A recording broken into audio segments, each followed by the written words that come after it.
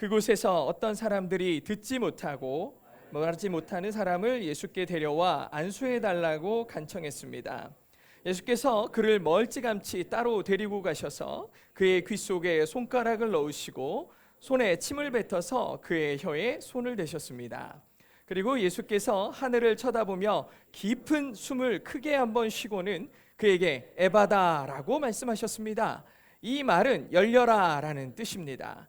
그러자마자 그 사람은 귀가 뚫리고 혀가 풀리더니 제대로 말하기 시작했습니다. 아멘. 아멘. 오늘은 열려라라는 말씀의 제목으로 함께 은혜를 나누도록 하겠습니다. 오늘부터 다시 마가복음을 시작합니다. 마가복음 강해를 시작하는데요. 바로 앞선 본문에서 손 씻는 전통이죠. 손 씻고 음식을 먹어야 되는데 손을 안 씻고 먹는 이 사람들을 보고서 바리새인들과 율법학자들이 바로 쫓아옵니다. 뭐 하는 거냐고 제자들에게 시비를 걸고 논쟁하는 기록이 앞부분에 있었죠. 예수님께서는 그들의 위선을 지적하십니다. 헛된 예배, 거짓으로 가득한 마음은 바로 너희 안에 있지 않느냐. 그들은 자기들이 그토록 열심으로 지킨다는 전통으로 하나님의 말씀을 왜곡하고 무력화시켜버렸죠. 예수님은 바로 그들을 책망하신 겁니다. 그러면서 하신 말씀이 15절과 16절 말씀 아니겠습니까? 몸 밖에 있는 것이 사람 속으로 들어가 사람을 더럽게 하지 못한다. 오히려 사람 속에서 나오는 것이 사람을 더럽게 하는 것이다. 우리를 진짜 더럽게 하는 건 우리 안에 가득한 욕심과 더러움과 미움과 시기와 질투들, 수없이 많은 더러운 것들 우리 안에 가득하다는 얘기예요. 예수님의 책망은 다른 누구도 아닌 바로 우리를 향한 말씀이셨던 거죠. 늘 주님의 말씀을 깊이 묵상하고 기꺼이 순종할 때에야 우리 안에 더러움들이 정화되고 주님의 뜻을 따라 살아가려고 애쓰는 그리스도인이 될 줄로 믿습니다. 오늘 우리는 마가복음 7장에 기록된 두 개의 에피소드를 통해서 예수님이 보여주신 하나님의 나라가 어떤 곳인지, 그리고 예수님의 말씀과 행동 속에 담겨있는 의미가 무엇인지를 생각해 보려고 합니다. 첫째는 수로보니게 출신 그리스 여인. 그리스 여인이라니까 헷갈릴 텐데 성경에는 헬라 여인이라고 그러죠. 헬라가 그리스입니다. 그래서 그리스 여인에 대한 얘기고, 둘째는 듣지도 말하지도 못하는 한 사람에 대한 이야기입니다. 24절에 보면 예수님께서 두로와 시돈 지방에 가셨다라고 했거든요. 두로와 시돈은 갈릴리를 기준으로 해서 북서쪽에 위치한 마을입니다. 사실상 예수님께서 율법학자들, 이 바리새인들이 쫓아와가지고 왜 이렇게 안 해요, 저렇게 안 해요, 전통을 가지고 막 시비를 걸고 막 이렇게 얘기하던 자리에서 더 이상 이 사람들과 얘기하는 게 큰 의미가 없겠다 싶으셨는지 그 자리를 박차고 일어나서 떠나셨거든요. 떠나셔서 가신 곳이 두로라는 동네였습니다. 사실 두로라는 동네는 유대인들이 안 가는 동네예요. 이 동네는 이방인의 동네이기 때문에 유대인들은 철저히 이방인과 자기들을 구분했거든요. 나는 저들과 같지 않아, 이런 생각을 갖고 있어서 그런 동네로 안 가기 때문에 예수님께서 이 동네로 가셨어요. 조용한 곳에서, 외진 곳에서 좀 쉬고 싶으셨던 마음이 있으셨죠. 근데 그 동네에 예수님이 오셨다는 소문이 나자마자 사람들이 막 쫓아옵니다. 왜 그렇겠어요? 병 고쳐달라고, 귀신 들린 거 고쳐달라고 그러겠죠. 그런 이유를 가지고 사람들이 또 가만두지 않고, 예수님을 두지 않고 막 찾아오는데, 그 첫 번째 찾아온 사람이 바로 이 수로보니게 출신, 마태복음에는 가나안 출신이라고 나오고요. 이 수로보니게 출신의 헬라 여인이 찾아옵니다. 이 여인의 문제는 뭐였냐면 딸이 귀신에 들린 거였어요. 아주 더러운 귀신. 어떤 말씀에는 흉악한 귀신 들린 이 딸이 있는데, 이 간절한 소망은 뭐냐면 이 딸이 얼른 귀신으로부터 자유해지기를, 귀신이 떠나가기를 원하는 마음이었어요. 예수님과 여인이 처음 만나서 얘기를 나누는 장면을 우리는 되게 상식적으로 생각하지만 이 부분을 읽으면 굉장히 충격적일 수 있어요. 왜냐하면 사실 예수님께서는 지금까지 예수님께 도움을 구하러 왔던 사람, 병을 고치든 귀신을 내쫓든 그런 모든 상황 가운데 거절하시거나 책망하신 적이 없으시거든요. 근데 오늘 이 부분에 보면 자기 딸을 구해달라고 애원하는 여인에게 예수님이 이렇게 말씀하십니다. 자녀들을 먼저 배불리 먹게 해야 한다. 자녀들이 먹을 빵을 가져다가 개에게 던져주는 건 옳지 않다라고 이 여인에게 얘기하는 거예요. 읽은 그대로 이루 말할 수 없이 매정하고 마음 아픈 거절입니다. 자녀가 먹을 빵을 가져다가 개에게 던져주는 게 말이 안 된다. 아픈 딸을 위한 어머니의 마음은 아마 말할 수 없는 모욕감과 수치심으로 고통스러우셨을 거예요. 근데 여기서 이 여인의 대답은 더 충격적이죠. 이 말을 들은 여인이 여러분도 상식적으로 어떻게 반응하겠습니까? 생각을 해보겠지만 이 여인은 이렇게 대답합니다. 그렇습니다. 주여, 하지만 개들도 식탁 밑에서 자녀들이 떨어뜨린 부스러기를 주워 먹습니다. 이 여인의 대답은 진짜 상상도 못했던 대답이에요. 도대체 왜 예수님은 이 아픈 딸을 안고 있는 이 어머니의 마음에 비수를 꽂는 말씀을 하셨을까? 이렇게 모질게 말씀하시고 이 엄마가 개 취급까지 당하며 그 수치와 모욕을 감당하게 하셨을까? 물론 이 딸이 낫기만 한다면 내가 무슨 취급을 받아도 상관없어, 이런 마음이 있을 건 뻔하죠. 엄마는 그걸 다 참는 거예요. 딸이 나을 수만 있다면 내가 무슨 상관없어, 이게 엄마니까 할 수 있다라고 생각이 되죠. 그거는 우리가 인지상정이라고 우리가 사람의 생각으로 그럴 수 있다 생각하는데, 이 가해 어떻게 보면 갑질을 하는 분이 누구예요? 예수님인 거예요. 이게 이해가 안 되는 거죠. 아니, 왜 예수님은 이 불쌍한 여인에게 이렇게 막 말을 하실까? 예수님께서 이렇게 말한 이유를 우리는 곰곰이 생각해 봐야 됩니다. 예수님이 이 말씀을 하신 가장 중요한 이유 가운데는 유대인들의 마음속 깊은 곳에 자리 잡은 선민의식, 난 택한 백성이다라는 그 의식을 직접적으로 끄집어내신 겁니다. 유대인들은 자기들이 이미 택한 백성이라는 인식을 갖고 있어서 자기들은 당연히 자녀라고 생각하고 있어요. 우린 자녀지. 우리는 당연히 저 빵을 마음껏 먹을 수 있는 자녀지. 이 권세를 갖고 있다고 생각해요. 하나님의 은혜의 식탁에서 먹을 자격이 있는 자는 우리밖에 없어. 이 택한, 그리고 이 선택받은 자라는 그 권세를 자기들이 이미 소유하고 있다고 생각했죠. 예수님 곁에서 이방인들을 향해 개 취급을 하고 있는 예수님의 말씀을 들으며 이 유대인들은 팔짱을 다 꼈을 거예요. 그렇지, 내가 저 빵을 마음껏 먹을 수 있는 존재지. 봐라, 우리가 선택받은 자녀야. 저런 이방 여인에게 감히 우리 빵을 나눠줄 수는 없지. 이런 생각들, 그 우월감에 젖어 있는 사람들이 바로 이 유대인들이었을 거예요. 물론 예수님께서 이 여인의 마음을 다 알고 계셨을 겁니다. 그녀의 포기하지 않을 그 믿음과 간절한 갈망을 아셨기에 겉으로는 굉장히 매몰차게 말씀하셨지만 그 절망적인 순간에 그녀의 겸손과 믿음을 예수님은 드러내고 싶으셨던 거예요. 주목할 것은 이 여인이 마가복음에서 예수님을 주님, 로드라고 얘기한 몇 안 되는 사람 중에 하나예요. 즉 이 말의 뜻은 뭐냐면 이 여인은 오직 예수님만이 나의 주인임을 고백하고 있는 겁니다. 이게 굉장히 중요한 인사이트예요. 그녀에게 주인이신 예수님과의 관계의 단절은 상상도 할 수 없는 일이에요. 그래서 그녀는 개들도 주인의 상에서 떨어지는 부스러기를 먹는다고 고백했어요. 저는 비록 자녀들처럼 상에 앉을 자격은 없을지는 몰라도 주인께서 베풀어 주시는 그 부스러기 은혜만으로도 저는 충분해요. 아무 상관없어요. 그러니 저의 주인이 되어주세요. 저의 주인이 되어주세요. 이것이 그녀의 갈망이었어요.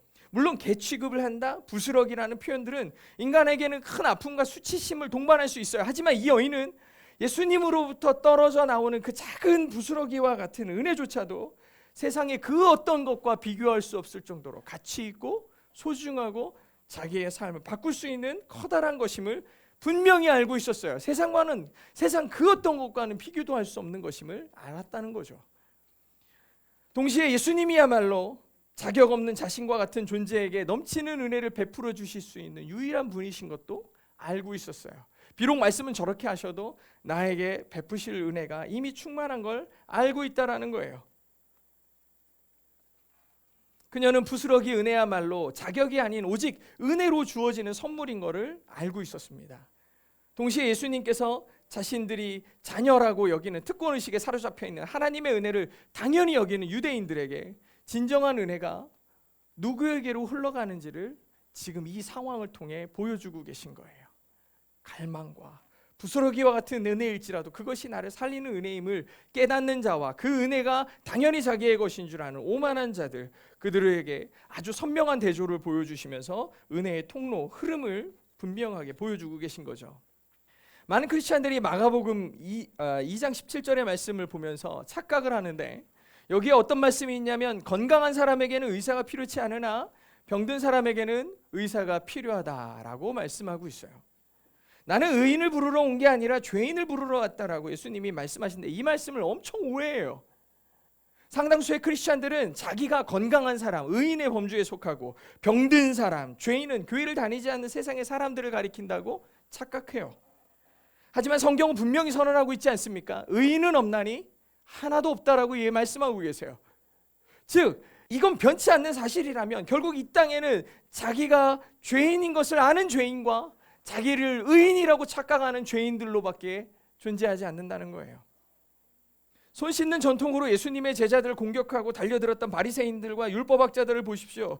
이 사람들은 바로 자기가 의인이라고 착각하고 있는 죄인들 아닙니까?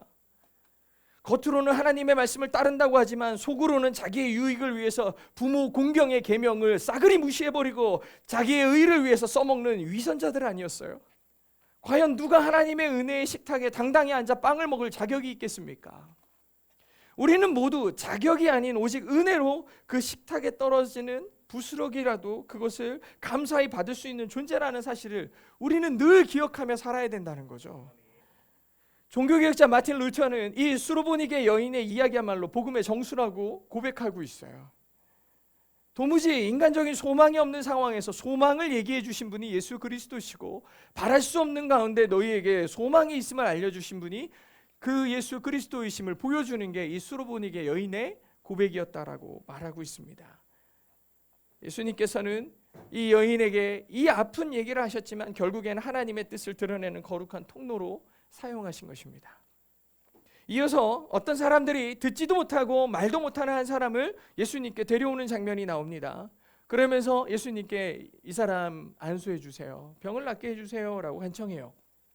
여기서도 예수님은 이전과 다른 특별한 행동을 하시잖아요. 33절에 보면 이 사람 얘기가 나오는데 예수께서 그를 멀찌감치 따로 데리고 가셔서 그의 귀 속에 손을 넣으시고 손에 침을 뱉어서 그의 혀에 손을 대셨다라고 나와요.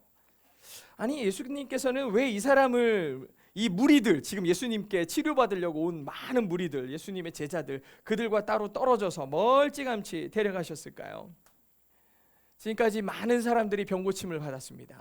예수님으로부터 병고침을 받았어요. 병이 낫는다는 사실은 놀랍고 감사한 일인 것은 분명합니다. 마가복음 6장에 보면은 예수님을 만난 사람들이 나오는데 마가복음 6장의 마지막에 이 게네사렛 사람들에 대한 결론이 뭐라고 나와 있는지 아십니까? 기억을 하실지 모르겠지만 그 부분에 보니까 뭐라고 써 있냐? 그 사람들의 병이 나았더라 라고만 써 있습니다. 그 사람들 병이 나았더라. 성경은 그 사람들이 예수님을 만났다라고 쓴 것일까요? 아니면 그저 병고침만 받았다라고 쓴 것일까요? 저는 예수님을 만나지 못했다고 생각해요. 예수님을 찾아오는 게네사렛 사람들의 목적은 분명했습니다. 여기 예수님이라는 분이 예수라는 분이 와서 사람들의 병을 고친다더라. 이 사람들의 목적은 그저 육신의 병을 고치는 데에 목적이 있었어요. 예수님께서 육신의 질병을 치유하시는 것과는 비교할 수도 없는 놀라운 가치를 소유한 분이라는 사실은 안중에도 없습니다. 그저 그분을 만나면 병이 나. 하나님 나라의 복음을 보여주고 싶어 하시는 예수님의 음성에는 관심이 없었어요. 그저 내 병이나 고쳐주세요. 그게 그들이 예수님을 찾아온 전부였어요.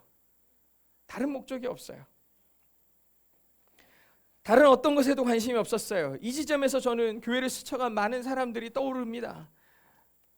다양한 이유와 상처를 안고 교회를 찾아오죠. 그리고 자기들의 문제가 해결되면 해결된 대로, 해결이 안 되면 해결이 안 된 채로 또 다른 무언가 찾아갑니다. 자기의 문제들, 자기의 방법들을 찾아 다른 목적지를 향해 떠나가는 모습을 종종 봅니다.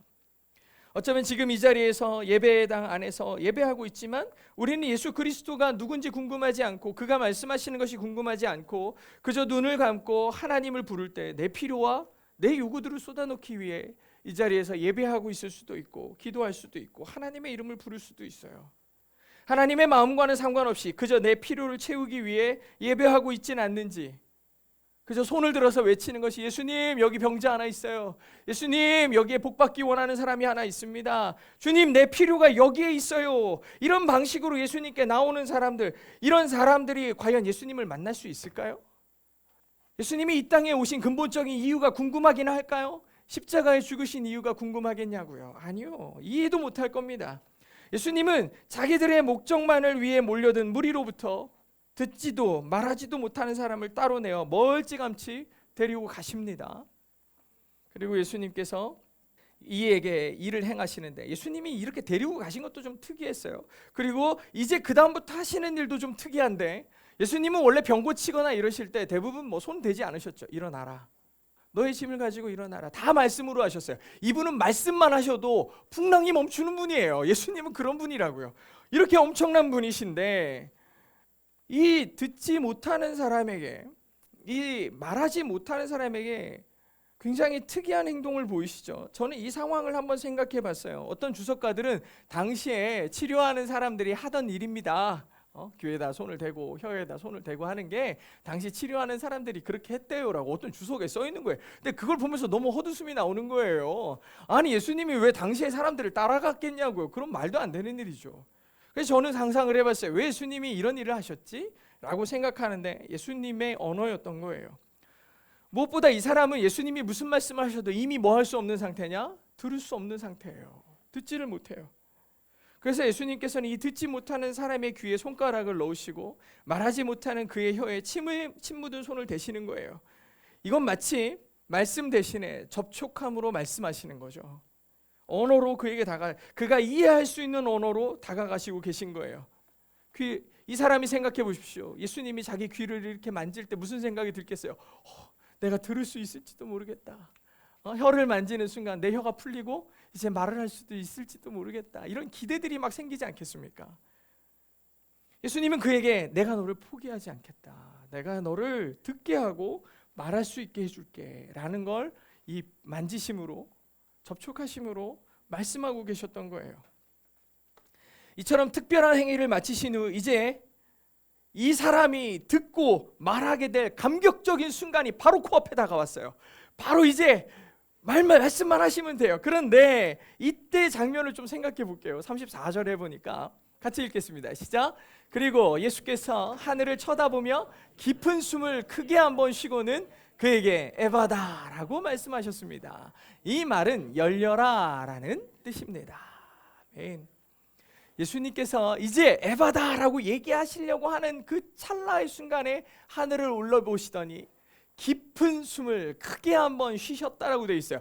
깊은 숨을 크게 한번 쉬었다니까 우리는 한숨 이렇게 생각이 들 텐데, 원래 이제 이전에 개역 성경에 보면은 탄식하셨다 그랬어요. 탄식하셨다. 영어 표현으로는 sigh예요. 한숨을 쉰 거예요. 크게 한숨을 deep breath를 하셨는데, 왜 갑자기 이 감격적인 순간, 이제 이 찰나의 순간에 왜 한숨을? 여러분, 우리 한숨 쉬면 어른들이 옛날에 뭐라고 하셨잖아요. 땅 꺼지겠다, 땅 꺼지겠어 이렇게 하시잖아요. 그렇게 한숨을 쉰다고 뭐라고 하시잖아요. 왜 예수님은 여기서 크게 한숨을 쉬셨을까? 제가 그래서 이 단어가 원래는 무슨 뜻인데? 라고 찾아보니까 스테나조라는 표현을 썼는데, 이 원어의 뜻은 탄식하다, 고통으로 신음하다라는 뜻이에요. 그냥 한숨을 쉰 게 아니라 고통에 신음하셨어요. 이 사람을 고치기 직전에. 아니, 왜 예수님이 왜 그러셨지? 이 감격적인 치유의 순간에 왜 탄식하셨나? 예수님이 이 사람을 보면서 느꼈을 감정이 뭔지가 우리에게 큰 위로가 됩니다. 왜냐하면 그냥 이 말 못하고 듣지 못하는 사람에 대한 안타까움을 넘어서서 죄악으로 인해 고통당하는 이 세상 전부를 향한 깊은 아픔과 긍휼을 표현하신 방법이었어요. 귀는 있는데 진리를 듣지 못하고, 입이 있는데도 하나님을 찬양하지 못하는 이 죄악된 인류의 영적 상태를 이 사람을 통해 보시면서 탄식하신 거예요. 어쩌다 세상이 이렇게 고통 가운데 머물게 되었나. 예수님의 탄식은 우리 인간이 죄 아래 겪은 모든 육체적 영적 아픔에 대한 탄식이에요. 친히 그분은 이 땅에 오셔서 우리 인간의 몸을 입으시고 체휼하시고 동정하셔서 우리의 아픔을 이미 겪고 계시는 중이었죠. 그 오랜 고통의 터널 속에서 신음하던 그 사람, 아니 죄와 사망으로 그 아래 갇혀서 신음하는 모든 인류를 향해 예수님께서는 체휼하시고 탄식하신 다음에 외치신 거예요. 에바다, 열려라. 예수님께서 외친 이 열려라라는 외침은 해방과 구원의 선언이에요. 저자인 마가는 이 에바다라는 말을 아람어, 그 당시 사람들이 쓰는 그 말 그대로를 이 성경에 가져왔습니다. 그리고 이 말씀은, 예수님이 에바다라고 외친 이 말씀은 예수님의 소문내지 마라고 얘기한 그 당부에도 불구하고 사람들에게 다 퍼져나갔어요. 다 퍼져나가서 예수님이 에바다라고 그랬어. 예수님이 그렇게 얘기하셨어. 이렇게 온 사람들에게 전해졌죠. 근데 왜 이 저자는 굳이 열려라 라고 쓰면 될 거를 에바다라고 썼지? 라는 생각이 들지 않습니까? 왜 이렇게 쓰셨지? 예수님의 사역 전체는 하나님의 나라, 하나님의 뜻이 이루어지는 걸 보여주는 거라고 그랬잖아요. 에바다라는 예수님의 말씀은 당시 사람들에게 그대로 전해졌는데 이 말을 들은 사람들은 이게 무슨 뜻인지 한 번에 알아들었어요.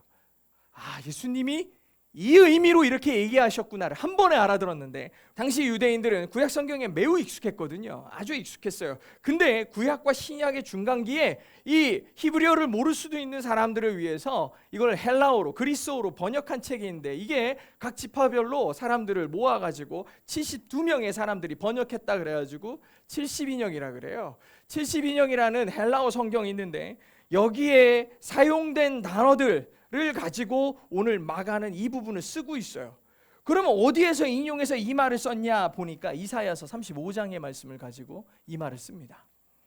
이사야 35장 5절과 6절에 보면 이런 말씀이 나오는데 같이 읽어볼까요? 시작. 그때 눈먼 사람의 눈이 열리고 귀먹은 사람의 귀가 뚫릴 것이다. 그때 다리를 절던 사람이 사슴처럼 뛰고 말하지 못하던 혀가 기뻐서 소리칠 거다. 그렇다. 사막에서 물이 터지고 광물이 광야로 쏟아질 거다. 이게 하나님께서 이사야에게 하신 말씀이에요. 이 말씀을 잘 기억하면서 이제부터 좀 들어보시기 바랍니다.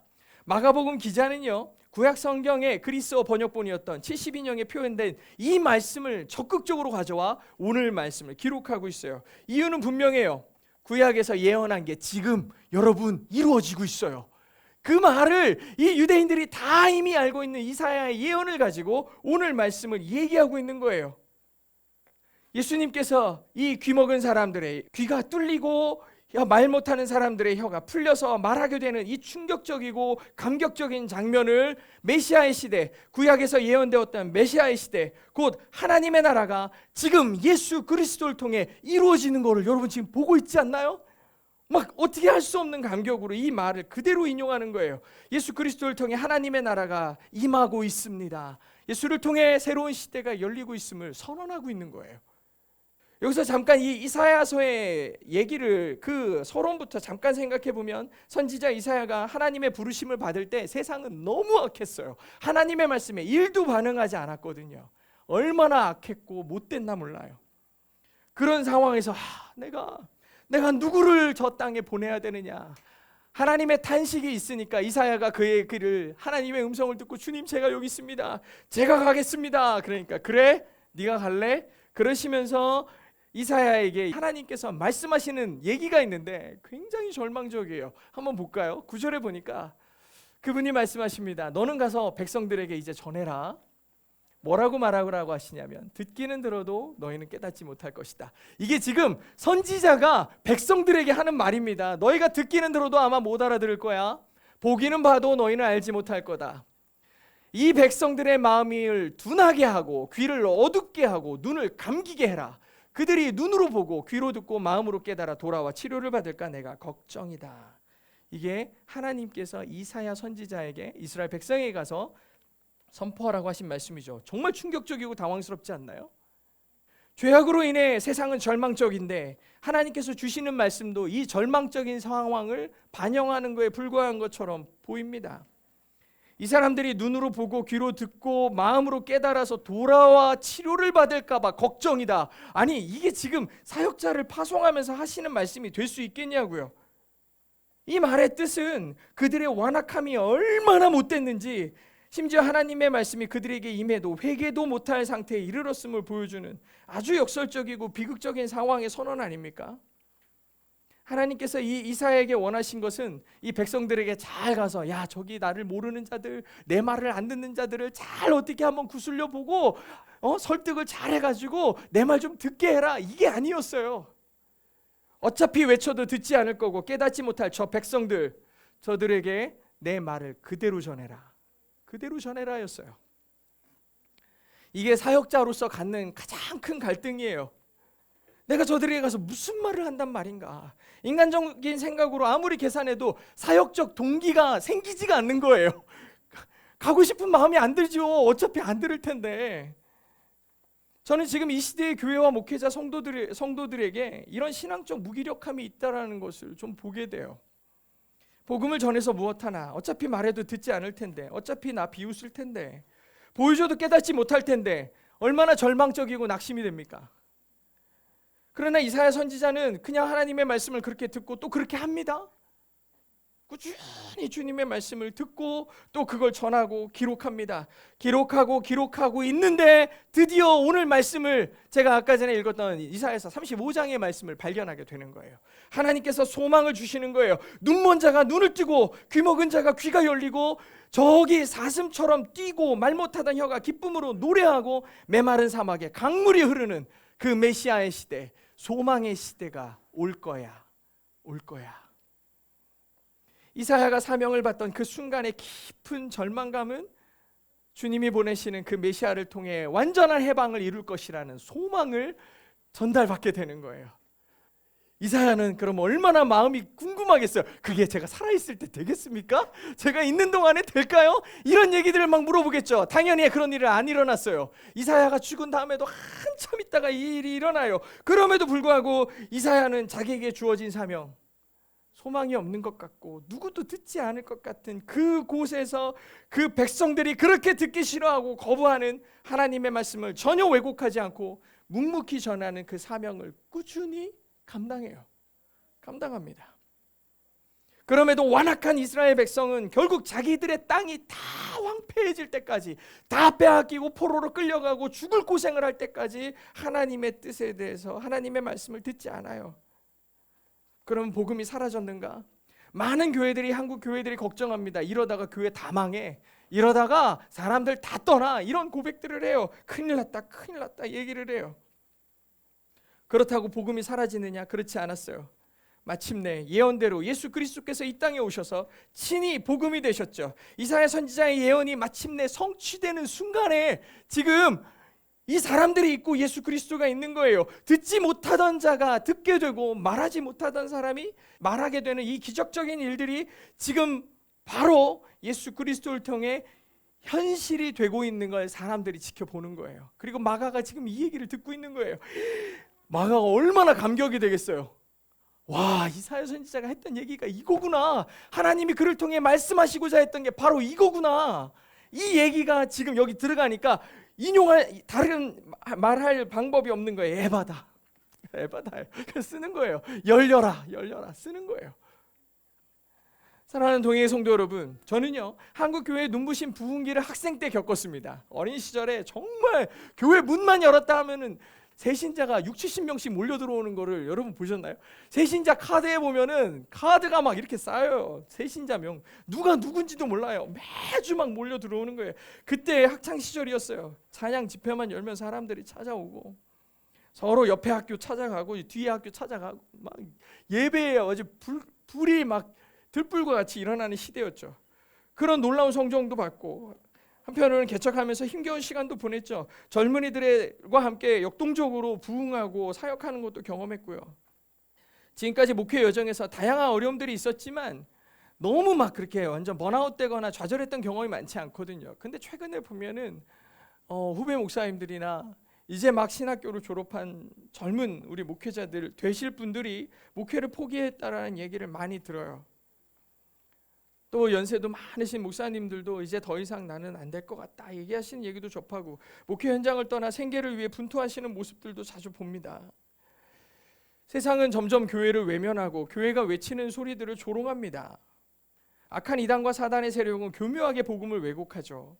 이렇게 세상에서는 더욱 복음을 등지는 사람들이 많아지고 그리고 악한 것들이 온 땅 가운데 충만해지는 악순환들이 반복되고 있어요. 우리가 농담처럼 얘기하지만 사사기에서 일어나는 일들이 지금 이 땅에 있다고 다 얘기하지 않습니까? 사람마다 다 자기의 옳은 대로 행하는 그 모습들이 이 땅에 있다고 다 얘기하잖아요. 이처럼 세상에서는 많은 사람들이 교회를 떠나고 복음을 등집니다. 이사야 선지자를 부르시고 하나님께서 탄식하셨던 것처럼 오늘 우리는 영적으로 듣지도 못하고 보지도 못하는 그리고 찬양하지도 않는 시대를 살고 있는지 모르겠어요. 그렇다면 영적 무감각의 시대에 살고 있는 우리는 이사야 선지자의 사명을 본받아야 되겠죠. 그 어려운 시기를 이사야가 어떻게 지내낸지를 알아내야죠. 그리고 그 사명을 감당하기 위해 먼저 우리 자신의 눈과 귀를 여는 수고가 필요합니다. 우리 안에 고정관념과 아집으로 닫힌 영적인 눈과 귀를 열어서 주의 음성을 듣고 주의 일하심을 바라봐야 합니다. 그렇게 영적으로 열린 눈과 귀로 보고 들은 바를 이제 닫힌 입을 열어 세상에 선포하는 것, 하나님의 영광을 찬양하는 것, 그것이 그리스도인이 해야 될 일이에요. 세상이 듣고 싶어하는 말이 아니라 오직 하나님의 말씀을 담대하게 전할 줄 알아야 됩니다. 이게 에바다의 선언이에요. 오늘 우리에게 요구되고 있는 사명인 거죠. 사랑하는 성도 여러분, 오늘 설교 제목이 열려라, 열려라.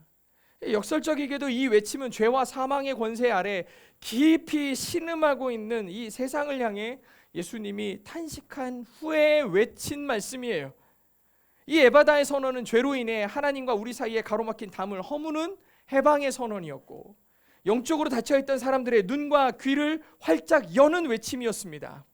이제는 에바다라는 주님의 능력 있는 선포가 우리 삶 가운데 임해야 되겠고, 우리를 억누르고 가로막고 있는 모든 악한 세력을 무너지게 만드는 주님의 메시지가 되어야 될 줄로 믿습니다. 그렇게 복음이 힘있게 선포되고 영적으로 눈뜨고 귀 열린 우리가 하나님의 나라를 온전히 바라보며 그 나라를 향해 힘차게 나아갈 수 있는 원동력이 될 수 있기를 주의 이름으로 축복합니다.